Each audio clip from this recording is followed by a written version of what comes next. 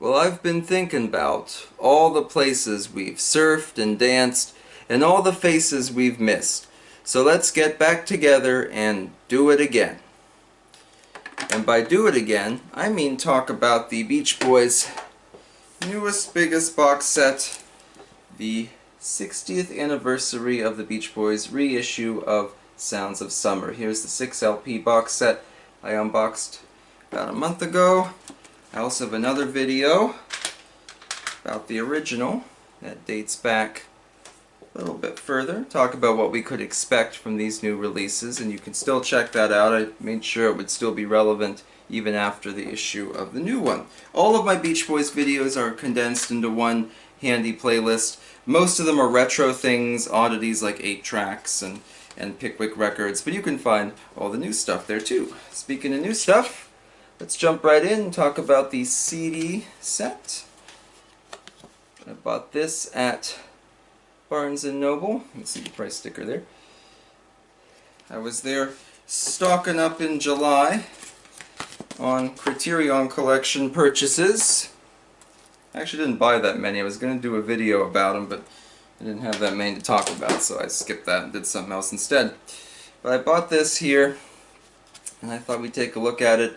The box art is identical to the actual records. So if you watched the last video when I unboxed and opened all the gatefolds and whatnot, it's the same stuff here, but the liner notes are presented in a handy little booklet there. Everything that I've checked has been exactly the same. Howie Edelson writes the liner notes there. He did the remasters and stuff. And then we'll flip ahead. You can look at some of the photos that are featured. They're featured on the actual LP covers as well. And then a nice track list there that tells you where the song originated from, like which album or single, that tells you which ones are remixes and when they were remixed or remastered. That sort of thing. Pretty nifty. We'll flip to the back there. Nice picture. All the usual acknowledgments to the people involved. The CDs themselves, I took them out of this cardboard sleeve here because they are kind of, as with many CDs, stuck down in pouches. I put my hand in there so you can see, and you would slide them in and out. I don't like to do that. It's very easy to get them stuck, very easy to get fingerprints on them. I've actually, with my Feel Flow set, there was a small piece of cardboard stuck to a CD, so I didn't want that, so I put them in just clear cases, and they follow the same color scheme as the record set. So the first one is Capital Rainbow, Capital Green, and then Brother Records Tan. So it's nice that the color scheme is basically the same. Nothing too crazy there. So let's talk about Warmth of the Sun real quick. This was the original sequel to Sounds of Summer, and if you remember, I talked about how this was not used as the basis for the second or third records to accompany the new reissue. Here's just an individual Best of the Beach Boys Sounds of Summer. We'll get back to this here in a little bit. So let's look at it. Is Warmth of the Sun still worth owning? Is it still relevant? Well, there are a total of 12 songs on Warmth of the Sun that are not in this 3 CD or 6 LP set. I should also add, as far as I've been able to ascertain, neither the second nor third disc are sold individually in any way. You can either purchase just the first disc, like the actual Sounds of Summer, or you can get the 3 CD pack. There's no just disc 2 or just disc 3.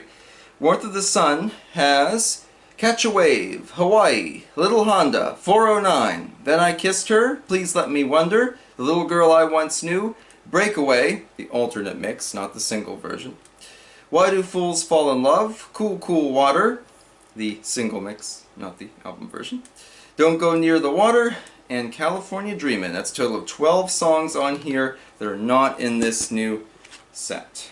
So if you see this on Amazon for a couple bucks, which, I mean, you can buy it secondhand for like $3 or $4, it might be worth getting if you want something else to augment this release. Yeah, you'll get some overlap, but it's still enough interesting new stuff there. I don't think it would matter too much. So it's still still a neat set. There are also a few things like It's Okay. The album mix is on here, but the alternate mix is on here. Just keep that in mind. There's a couple with mixes and stuff that, well, you could argue it's the same thing, or maybe not. But Warmth of the Sun, still an interesting little curio there. Alright. Sounds of Summer 3 CD or 6 LP set is not in chronological order. The tracks are in kind of a random mismatch order there. That, according to the Beach Boys website, was deliberate. Howie Edelson wrote in June on the website and also on the A Thing or Two Beach Boys online newsletter, it is designed as a ride to go through different eras of the group and not to just focus on one particular time or type of music. It's supposed to show different eras and different journeys, and nobody has a heartbeat that is chronological, and nobody loves chronologically. I should say no one thinks chronologically. So he argued against a chronological album, claiming that we don't think, our hearts don't beat, and we don't live or love, I should say, chronologically. I don't know. I think a chronological set would have been better. But most Beach Boys sets do not follow the chronological pattern. A few do, like the original 20 Good Vibrations and its 2 sequels. They are chronological. Some of the box sets are at least approximately chronological too. I would have liked it better, but he didn't want to do it that way, and honestly, there's so many different songs on here, and it has enough diversity, I don't think it really matters quite as much. I will say though, for all its talk of being a journey through different eras and epics of the Beach Boys, there is very little on here from the 80s. In fact, there's only 4 songs from 1980 on. There were a couple that were released or became popular in the 80s, but they were actually earlier, like San Miguel, Come Go With Me. Very little from the 80s there, Kokomo being the newest track, 1988. And nothing from the 90s, nothing from a Beach Boys album that is crying out for a reissue or something, Summer in Paradise, nothing from this. And perhaps most surprisingly, nothing from the 50th anniversary, so nothing from the 2010s. So this collection stops in the 80s. It doesn't cover the Beach Boys' lackluster 90s career, some of the oddities from the 2000s. You could argue some of these mixes were done in the 2000s, some of the remastering and stuff. That's certainly true. But nothing from this. No, That's Why God Made the Radio or anything like that. And I thought that was a bit disappointing. Even just to include 1 or 2 of those as kind of the capstone to their career. Maybe Summer's Gone or something like that. But nope, didn't get those. So for being such a career-spanning journey, it's not really fully career-spanning. Alright, one thing I really liked that I wanted to revisit. This isn't really to do with the CDs, so you can skip ahead some.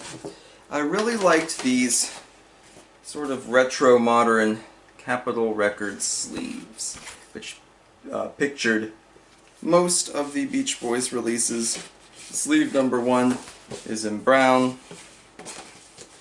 The other sleeves for record 2 are in red. But upon closer inspection, these have kind of irritated me a little bit because there are a lot of typos and mistakes on them. Some are very minor. There are a few albums that are jumbled around, such as Summer Days and Summer Nights.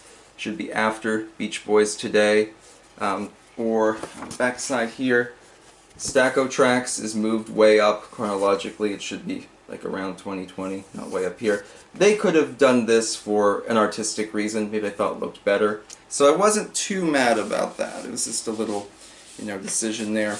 Or, for example, Endless Harmony soundtrack was released in 1998, but this is the 2000 reissue, so it's listed as 2000. At first I thought that was an error, but not really, because most people, myself included, have the 2000 copy, not the original. So those were little things that, they bothered me a bit, but they're not a big deal.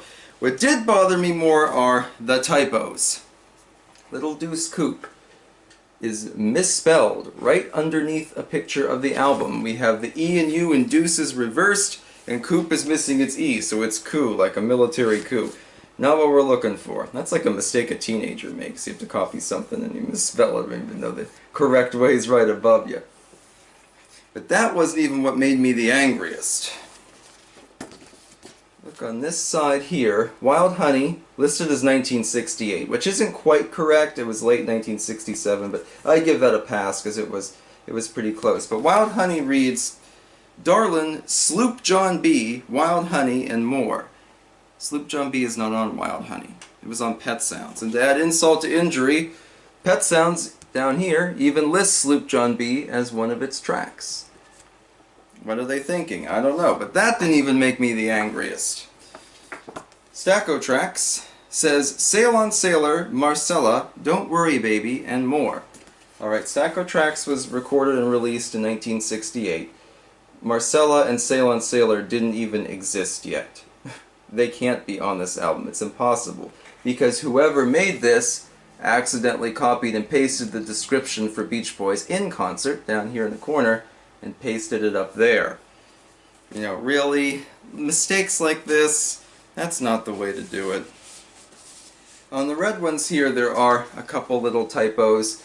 Down here for I Can Hear Music, it simply says Can Hear Music. Someone left out the I. There's a space there, so they knew it was supposed to go there, but they didn't do it properly. And Little Deuce Coupe is actually spelled correctly on the red sleeves. So definitely some shoddy workmanship there. They should have proofread, they should have taken their time. It's the summer, I shouldn't have to say these things. There's also quite a few omissions on here too. This is just a quick kind of condensed form of the Beach Boys discography.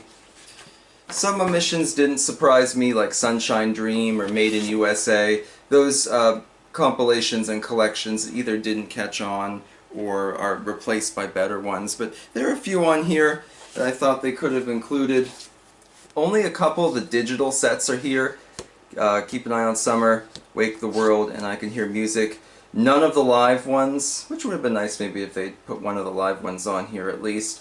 Also the other 1967 studio release, or I should say 2017 for 1967 studio release, the Sunshine Sessions, is not on here either. So little things like that. I really like these. The CDs do not attempt to reprint these or anything. I showed you that little booklet there, all the pictures. But it's a good idea. They didn't quite realize it with all the little typos and stuff. And I think maybe they could have shuffled a few around. You added in Made in California or something like that. Whatever. It's a minor quibble. Alright. A very special surprise coming up next. So I went to Target to purchase this because Target usually does exclusives for their vinyl records. They do t-shirts or decals or different color vinyl. If you watch my original Sounds of Summer video, you can see the orange records that were originally released there. They're sort of like a neon orange. That's pretty nifty. But this time they did a slip mat. This retails for about $48. More than I thought it would be, so I had to put a couple other items back so I could get this, but I really wanted that slip mat. So let's take a little look at that and see what all we got here. For your turntable, you can get this cool Beach Boys slip mat. Fancy logo on there. It's pretty thick. It's pretty durable. I wanted to put it on my upstairs record player because it has a clear top, but because it's a record changer with the little teeth on the spindle, that wasn't going to work, so I put it on my downstairs one here. But really nice, actually. It's good quality, I think. And I don't have any other slip mats, much less a Beach Boys one, so although it was kind of expensive, yeah, I think it was a worthy purchase all told. So you get that if you go to Target and buy. I don't think it comes with the 6 LP set, if Target even sells the 6 LP set. I'm not sure. So let's keep that one in mind there. Last thing on our agenda for today is talking about the new mixes. Actually, we'll flip and look at the back side here. So one of the big draws for Sounds of Summer was, brand new mixes of so many classic songs. Many Beach Boys fans have gone on record how much they hate these, and I'm sure Howie Edelson has received several death threats based on them. So all told, I have a pretty mixed view of the mixes, pun intended. There are some I really enjoy.